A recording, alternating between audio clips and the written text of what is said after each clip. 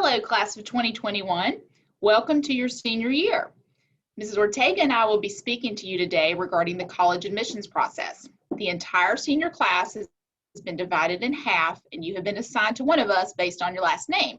Last names A through L are assigned to me, Ellen Minute. Last names M through Z are assigned to Valentina Ortega. Your assigned counselor will process all of your college admissions documents. So let's start talking about the college list. We get asked the question a lot, how many schools should I apply to? So the number of applications that you submit is a family decision. It's to be considered the money that it costs to apply to schools. Application fees can range anywhere from $25 on up to $85 a piece. So applying to maybe 15 schools might get quite pricey. So if you need a number to be thrown out there, maybe somewhere between 3 and 7 is kind of an average number that a lot of students will apply to. Some students may qualify for application fee waivers. Speak to your counselor if you think that you might. One gauge that you can use for that is if you have free or reduced lunch at school. Typically, students that do will qualify for college application fee waivers. Also, if you were able to use an SAT fee waiver last year, then you would automatically have 4 college application fee waivers in your College Board account. So that's just something to take note of too. So which schools should I put on my college list? You can categorize those into 3 categories. And a lot of it is going to be based on your credentials that you have, your GPA, test scores if you have them. I know this is a different year for all of us with test scores. A lot of us didn't get to take a test. And that's okay. A lot of you had the ACT with us in February, but you didn't get to take your SAT ever because they canceled them all. So that's okay. We'll talk about that in a little while as well. But for now, probably focusing heavily on your GPA as far as categorizing these areas right here. So reach schools, target schools, likely schools. So whatever your GPA happens to be, let's start at the bottom of this slide here where it says likely school. So if your GPA, let's say, is a 3.5, so a likely school is going to be a school whose GPA range is probably a 3.0 to a 3.3. So I'm above it. I feel pretty strongly that I'll be able to get into that school. Target school maybe is a school that my credentials fall right smack in the middle of what they require. So if I'm a 3.5 and they want somewhere between a 3.2 and a 3.7, boom, I am right there in the middle. So that is a target school for me. Reach schools. A lot of times these are schools that are very selective, highly competitive schools. And this might be something that you're not quite there with your GPA range, but if you want to apply, you could. Now, I want you to consider also, if a school is looking for a 4.2 to a 4.5 range and you have a 3.0, that's pretty far off from the GPA that they're looking for. So if you have questions about that, definitely speak to your counselor about that, about whether a school is within your target. All right, so now making my college list in Naviance. So definitely you will be able to refer back to this presentation so you can go look at these step-by-step directions here because I don't want to read them to you step-by-step. But once you have figured out what schools you want to actually apply to, you've got to get those schools into your Naviance account, which when you're trying to access Naviance, you will go to your Canvas page and the icon is there for you to jump on into your Naviance. So there, we talked about this some last year, creating schools for you, like schools that I'm interested in. So you actually have to get those schools into your I'm applying to section of Naviance to be able to get all your documentation sent to those schools. So this is a step-by-step menu over here of how to do that. So in order for teachers to submit your recommendations for you and for counselors to do that as well, you've got to get those schools listed in Naviance following this process. So Naviance is not your college application. It is the electronic vehicle that we use to send your recommendation letters and your transcript to school. So it is kind of a support to the college application. So definitely want you to see the difference in those, but realize how you have to go in there and set it up so that we can send your document for you. Miss Minute, Earlier, I want to make a correction. We said Canvas to get to Naviance. It's Mhm. Clever. You go to Clever. your Okay. NCED Cloud and Good to then know. Clever, and then you'll see Naviance. Okay, great. So students, pay attention to that. That was an oopsie. It is not Canvas that you go to, so it's the Clever icon that you're looking for to get to access your Naviance. Okay, so admissions. So once you're inside Naviance and inside your college applications, they're going to ask you how you want to apply. So you have to know which method that you're going to do, whether it's early action, early decision, rolling admissions. So you need to understand what all of that means. So early action is probably the most popular thing that students do. And this means that I'm applying early, so I'm going to get my decision early. And this is not the binding kind. There's a difference between early action and early decision. But early action, probably the heaviest volume of those are happening in October and November. So you need to be very aware of schools' deadlines for these. That means when they set a deadline, they're expecting you to actually have all of your materials in. So they will tell you that, what their expectation is, that we want the application in by this deadline, and we also want the transcripts in by this deadline, test scores if they require them, any recommendations if they require them. So make sure that when you are looking at colleges, you are examining everything that particular college wants. They're all different. Everybody has their own guidelines that they make you follow, own deadlines and their own requirements. So be very aware of the different schools' deadlines and the different options that they give you. So we talked about early action, early decision. That's the binding kind. Typically, that's what they call it, is early decision. And that means that if you apply there and you're accepted, you are committed to go there, and you are supposed to withdraw your applications to your other schools that you're still waiting to hear from. So if you want to discuss that with your counselor, definitely do. Inside Naviance, there's an agreement that has to be signed if you're deciding to do early decision. They basically want to make sure that you're aware of what you're doing. So you sign it. I think parents have to look at it. We have to sign it. The counselor has to sign it as well. That's for early decision. Regular decision, these are typically January, February deadlines for schools, and so that's just not any kind of early. That doesn't mean wait until the very end to apply. Usually, even if their deadline is, let's say, February 1st, that doesn't mean wait till January 31st to apply. That just means they want all the materials in by then. You can still apply in October and November, but click off that regular decision deadline button on the application.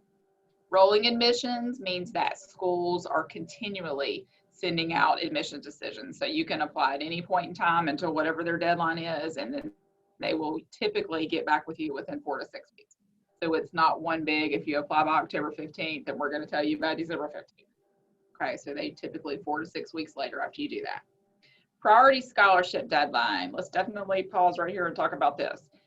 Schools that have their own in-house scholarship process will usually have a priority scholarship deadline for their in-house monies, meaning let's just take UNC Charlotte, for instance. UNC Charlotte may say, in order to apply for our Levine Scholarship or for our Chancellor Scholarship, you have to have your application and your scholarship materials in by November 1st. Meaning if you wait to apply until December, you have missed their priority scholarship deadlines. So be very aware when you're looking at your schools what their deadlines are for their own scholarship process, for their own priority deadlines. And that may also be the case for their honors programs. You want to be very careful with those deadlines for those two and make sure you don't miss any deadlines. So now is the time. You definitely need to be looking at these schools so that you don't need or you won't miss any deadlines. You need to understand when each individual school that you're interested in has their particular deadlines. Okay, so another part of the application process when you're beginning is to decide how you're applying. Some schools out there will give you several options of how you want to apply. Some don't. Some you click the apply here button and there you go. There's the application. But for some, they're going to say you can apply directly to us, which in Naviance, that is referred to direct to institution. You can apply through the common application or maybe the coalition application. So there's different avenues out there. So why would I do one over the other? Common application. Common application is an extra step. It's a little more work. But if you've got several schools that use it, it is a time saver for you. It allows you to input a lot of the data one time, and then it sends it to the different schools. Now, you're still going to be expected to pay the different application fees for the different schools, but it does save you a little bit of time if you're able to input like demographic data one time, and some of the other data. Like some schools are still going to ask you to do their own separate essays too. So once you're inside the Common Application, you'll be able to understand what schools want separate pieces or separate materials of their own. But it is a time saver if you've got more than one school that uses it. If only one of your schools that you're applying to is using Common Application and it's an option to do direct institution, then it may be easier for you just to do the direct institution, meaning their own application directly to their school. So you don't have to do all the extra steps for the Common Application. We actually have a slide or a button that you can go to on our website for help with the Common Application and actually getting it to match to your Naviance. And what does that mean? Because you'll hear that term a lot, that you need to match your Common Application to Naviance. And what that means is you're telling your Common Application to talk to Naviance so that your Naviance can drive all of your materials through it into the Common Application to get to your school. So you're merging the two. That's what you're doing. That's what matching means. You have to match. If you don't do that in Naviance, we cannot send any documents for you. Teachers can't send your recommendations. We can't send our materials either.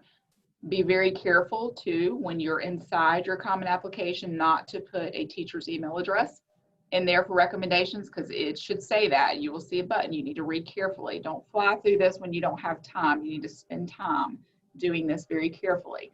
But it will instruct you not to put teacher email addresses in there for recommendations or whatever there, if they change that around this year. Be very careful to follow the directions for how to ask for teacher recommendations, because if you don't follow the process, you can block that teacher from being able to send your recommendations as well as anybody else's that they've got that year. And it's a pretty big fix for us to undo, maybe a 45-minute to an hour, sometimes phone call to Naviance to undo that process. So just be very careful with it. Don't want to scare you, but just want you to be very careful to follow the directions that they give you for requesting teacher recommendation. So in this Common App matching process, what you have to do to be able to match it to Naviance is you're creating your account, and in that process, it's going to ask you to complete the FERPA recommender section. And this has to be done before you're able to match your Naviance to your Common Application. So what does that mean? What is this FERPA waiver, recommender waiver? So it's going to ask you if you want to waive your rights to view your recommendations, and that is totally up to you as to what you decide. But be aware that most colleges prefer that you waive your rights so that they will get an honest recommendation from the recommender. So they do look at that and they do consider it, and they do, or they have said that most of them prefer that you waive your rights. But in the end, it is your decision. But that box has to be checked off as part of the process. Okay, and we talked a little bit about this next slide, the direct institution and the coalition application already, but the direct institution just means that you're using that particular school's application, their own application that they have, meaning it is bypassing any Common Application or coalition. It is theirs, it belongs to them.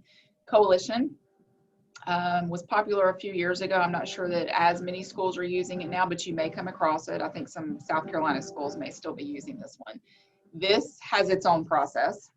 So just follow the directions there again, and it's probably going to ask us, the counselors, to submit your things through email. So just follow the process for that. And you may want to shoot us an email and let us know that you have applied through the coalition so we can be looking for those documents. We still have to send things through Naviance, but it's the way we get notified. And we just want to make sure we don't miss anything from you. All right, so now it's my turn. It's time to talk about essays. So one thing we want to let you know is that essays are very important. With your essay, you're going to be able to stand out from other students. Remember that there are a lot of seniors applying to these schools, thousands, and a lot of them can have or will have the same GPA that you have.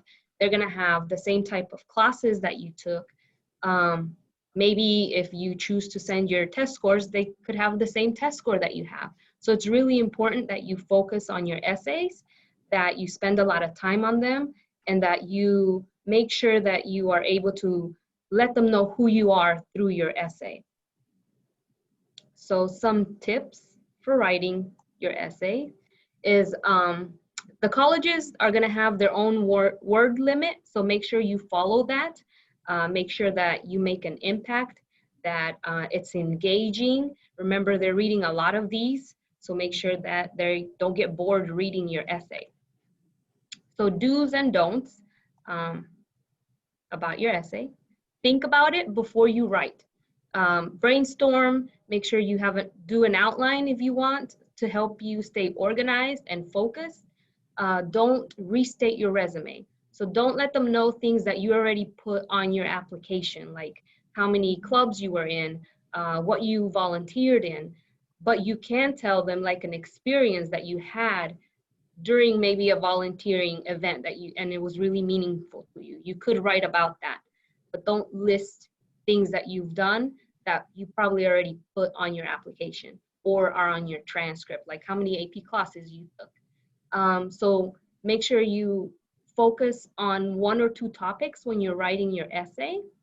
Don't make it boring. Remember, again, they're writing thousands of them. You want to make sure that when they read your essay, they remember you. And then proofread your essay. So have somebody like a friend or a family member or even maybe one of your teachers to proofread your essay before you send it. So please take time on your essays. They're really important.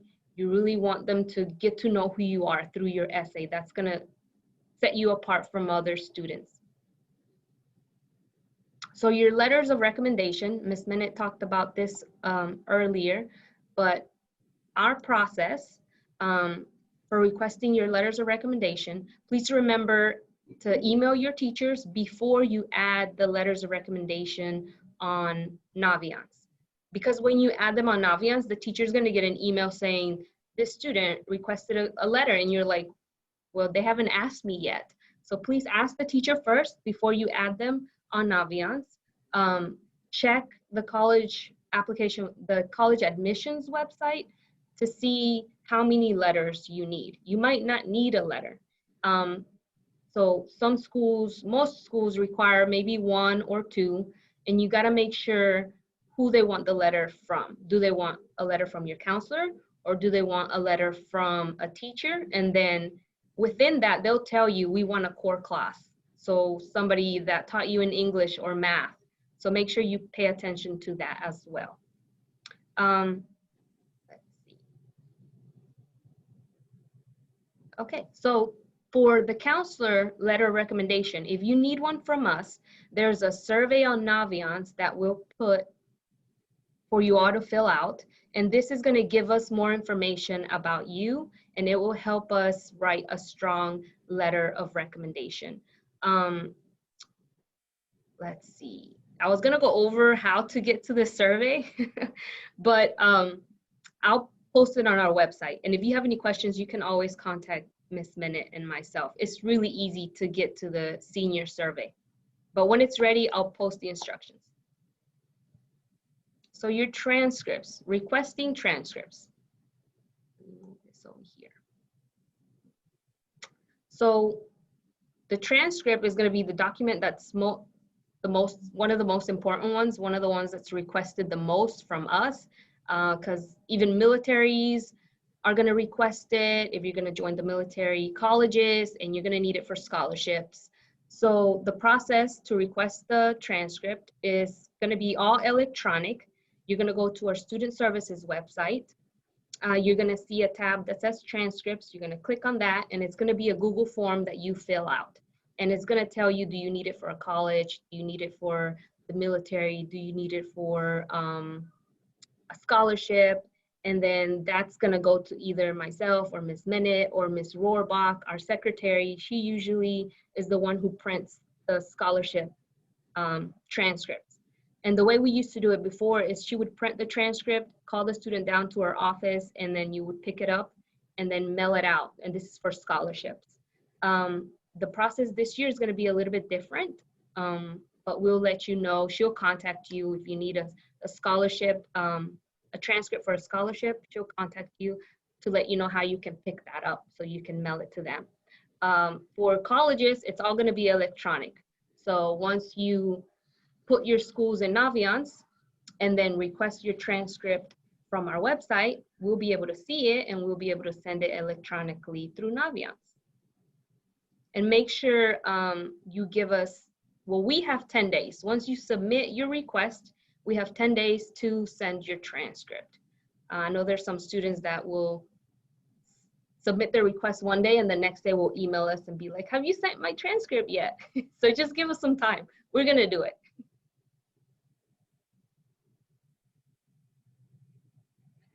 Okay, back to me for test scores. Okay, test scores need to come directly from the testing institution. So counselors can't send your test scores for you. So that means your ACTs or SATs, you've got to request, and yes, it costs money to be able to do that, unless if you signed up for a test and you told the testing institution to send your scores to 4 schools for free. Typically SAT College Board does that. They'll say, what 4 schools would you like to send? It's included in the price of your test. So if you did that and those are still the 4 schools that you're applying to, then yay, it's done. But let's say you've changed your mind since you took the SAT or signed up for those, and now I want to go to a different 4 schools or apply to a different 4. So yes, you're going to have to go back onto the College Board site and request that they send your test scores. And we have listed here about what it costs to do that. So $12 for SAT, $13 for ACT. So let's talk though about this test optional situation that we have going on because of COVID. So a few schools out there were already test optional, meaning you can choose to or not to send your scores to them, and it's not supposed to affect your admissions.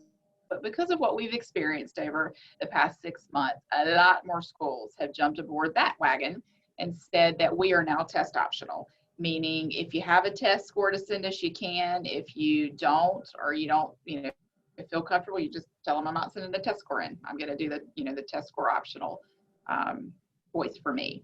So that is completely up to you as to whether or not you want to do that. And for a lot of kids, we did the ACT last spring and February before you actually left the building. So there is that score. Whether or not you choose to send that one. So maybe you don't like what you got and you really haven't had the chance to take it again to fix it. So that's up to you as to whether or not you want to send that one. So we've got some students that have actually signed up to take the test coming up here soon, but we're not really sure if they're going to be able to offer the test or not. So there again, the college applications are going to ask you if you're going to report. You may want to say optional because I don't know. I don't know if I'm going to get to take my test. And I believe the instructions right now, at least from the College Board, are to make sure you're staying in contact with the site or looking at their website of the test location. So let's say, for instance, you signed up to take a test at East Mech in September. So you need to make sure to keep checking your email and your College Board account to see if anything's happening with that test location. Have they canceled my test? They say even maybe up to the day before, that you're still looking to see if that test is still going to be held or not. So we don't know necessarily because we're not a test site, so we don't control that. So I know we get asked a lot. We were getting asked a lot in March as we were getting ready to not be able to come back in the building. I think there was a test scheduled that Saturday after, and that would be a lot of you guys that probably affected, and you didn't get to take it. So that same kind of thing is going on where we're kind of watching and waiting to see if we're able to actually take the test that you signed up for. But just know that I sat through a webinar, College Board webinar, to listen about the college admissions process for this year. And it was said several times that schools, when they say they are test optional, they really mean it. So don't want you to be afraid to not have test scores to send in. So if they say that, then they are supposed to honor that they are test optional. Now, the one thing we need to be careful of, though, when you are looking at a school's scholarship process, it may not be test optional. So I don't want you to just think, oh, I'm off the hook, I don't have to worry about it. So you need to make sure when you're looking at a school, particularly those that have their own in-house process for their priority scholarship deadlines, if they tell you that that part is not test optional, we need a test score for this, then pay attention to that. So they may be test optional for the admissions process, but they may not be for their scholarship process. So just make sure that you're aware of the difference.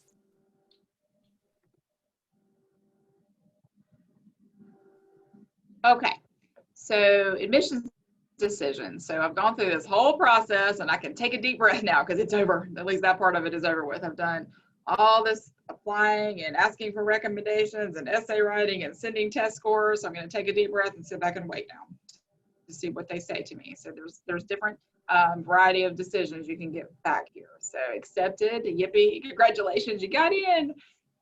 Denied, and yes, that happens, particularly if you're applying to a lot of reach schools. Delayed, meaning we're not ready to make a decision yet. We may be waiting on more stuff from you. We want to see more from you. If you took a test, we might want to see what that is. If you've done anything big in between the time you apply, like maybe you got elected president of the club that you're in, or you know, your grades have come up a whole lot and they want to see your mid-year grades. So that might be what delayed means. We're still waiting on some more documentation. We're not ready to make our decision yet. Wait list is not a no. A lot of times we don't ever get kids off of a wait list, but it's not a flat out no. It's just we've admitted a lot of kids and we're going to wait and see who accepts. So a lot of times kids come off the wait list really late. It's after that deadline when you have to report to schools that you want to go there a lot of times.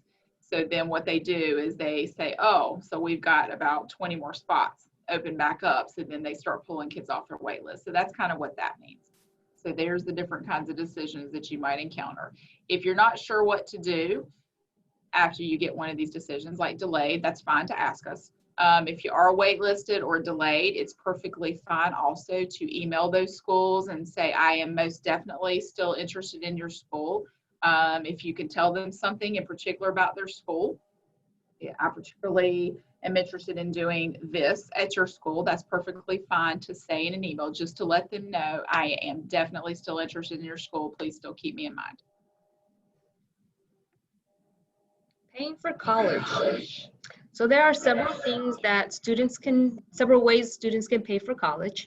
We have private and public grants, loans, and scholarships to assist students to pay for college. One of the biggest things is the free application for federal student aid, the FAFSA, which opens up in October 1st and is based on your family's income.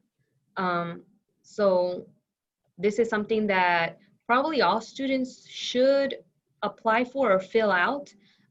Even if you think you're not going to qualify for anything because of your family income, there are some colleges that require or want to see that you apply for the FAFSA, so that maybe they can consider you for some merit scholarships or other scholarships. Our scholarships, there's so many scholarships out there based on from different organizations, from private companies. You can find, there's a lot of search engines too that you can use to search for scholarships. We have a website, or I have a link on our student services website that is it has a spreadsheet of all scholarships that I know of and scholarships for Mecklenburg County students. So, and I have it organized by month, so you can start there. And you can start ahead of time. Like, let's say maybe you're not ready to apply for scholarships now, but it's a good idea to start looking at it so you can make a list and know, hey, there's a scholarship in December. Let me look at it. Let me see if the application is available and start preparing everything I'm going to need for that. On Naviance, there's also a way for you to search for scholarships, and all the scholarships for our CMS students are on the Naviance page as well, and additional ones. You can also use cfnc.org. So that's a North Carolina website, and it has the same scholarships that I'm putting on my website and more that are for all North Carolina students. So we have a Remind page, and it's the 2021 senior class. And through this, I use to notify students of scholarships that are coming up. I also can put the link with the scholarship application so that you can have it right away. And sometimes I'll use it to send out notifications whenever we had college visits or other senior related things that we just needed to get out there for you all. So if you want to join, I think here's the information. So text at 21SNRS to the number 81018. And I'm going to put all of this on the website along with the PowerPoint so you can go back and review this information. Okay, and then just a final few reminders about some things. This is kind of a hodgepodge of things, but we'll just kind of go through it to make sure we've got all the nuts and bolts in place and we know what to do. So apply early in order to hear back early. So try not to procrastinate and wait really late to get your applications. Maybe we need to be researching now so that we don't miss any deadlines. Transcripts can only be requested by submitting the request directly through our student services website. There's no paper. Obviously, we're not in the building to be able to fill out papers.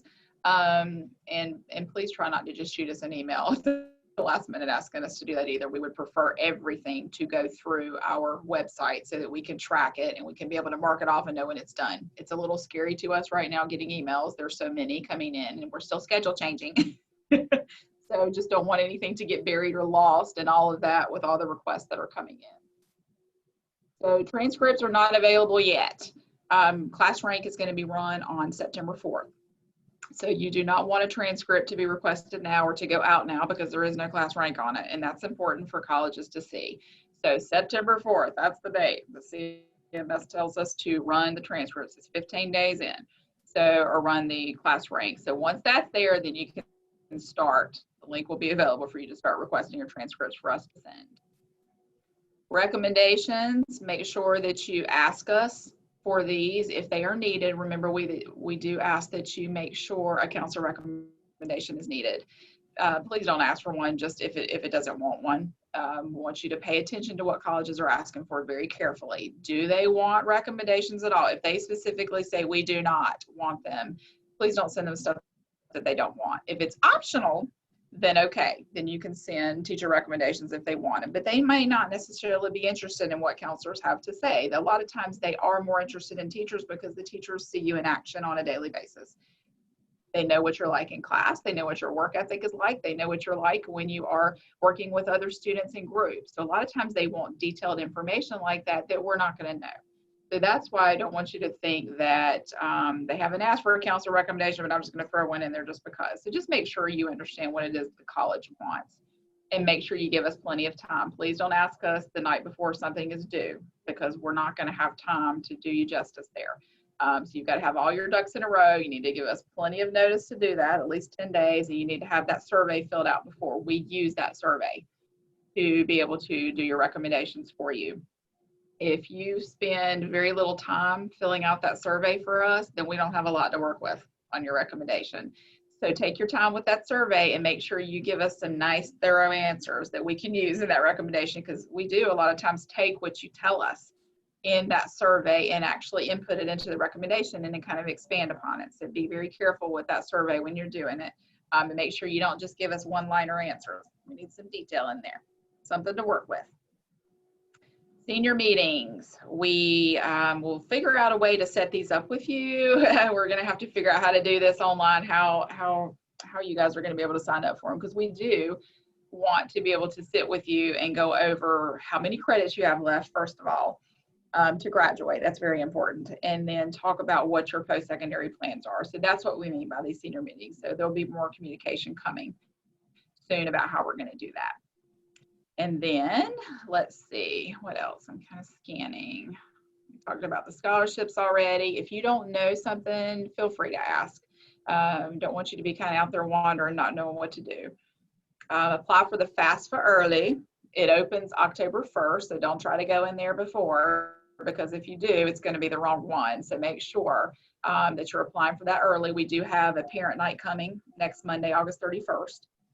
Where we have a College Foundation North Carolina representative who's going to talk about that FAFSA process very thoroughly. So you definitely want to make sure your parents, guardians are sitting and listening to that. If they can't sit for the live version of it next Monday, the 31st, we're going to have it taped and posted on our website. So if they can't attend that, please encourage them to definitely listen to that, because we want them to be able to hear that information. Lots of details in there. Okay, don't wait to the last minute. We talked about that already.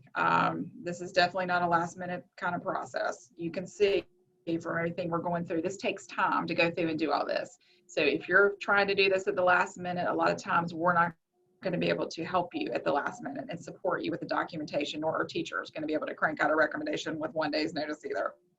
So make sure that you are planning ahead and giving yourself plenty of time and not rushing everybody else that needs to give you your supporting documentation as well. Athletes, you do have to apply to your colleges. And you see both of us smiling here because I feel like every year we get some athletes that think, well, the coaches already talked to me and the coaches already told me they wanted me, so I'm done. No, you still have to apply to the colleges that you're considering or that are looking at you. It doesn't matter if the coach wants you, the admissions office has to want you too.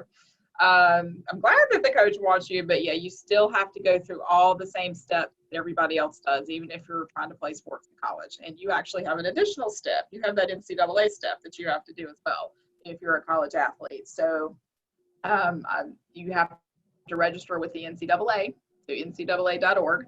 You have to go there. If you've not already done that, you need to go ahead and do that. So what happens is you register and then we send a transcript over to them so that they can start looking at it. So that's a whole nother process with athletics. So you've got the admissions process and you've got the NCAA who kind of polices athletes when they're coming in to make sure that they've got everything done the way they should and to be eligible to play in college. So make sure you take care of that. If you have questions about that, let us know and we will try to help you with that.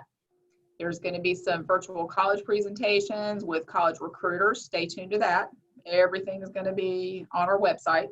We're going to try to house everything up under a class of 2021 tab for you. So that's where we're going to try to put everything under there so you don't have to go to so many places on our website to start searching for stuff. So that's where you will find that. Okay. We already said planning ahead, making lists and deadlines and stick to them. So you see that we've said that about 3 different times in here, how important it is to make sure that you are planning ahead, doing your research, and then paying attention to those deadlines. Good luck with this whole college admissions process. And remember that Ms. Ortega and I are both here to help and support you through it all.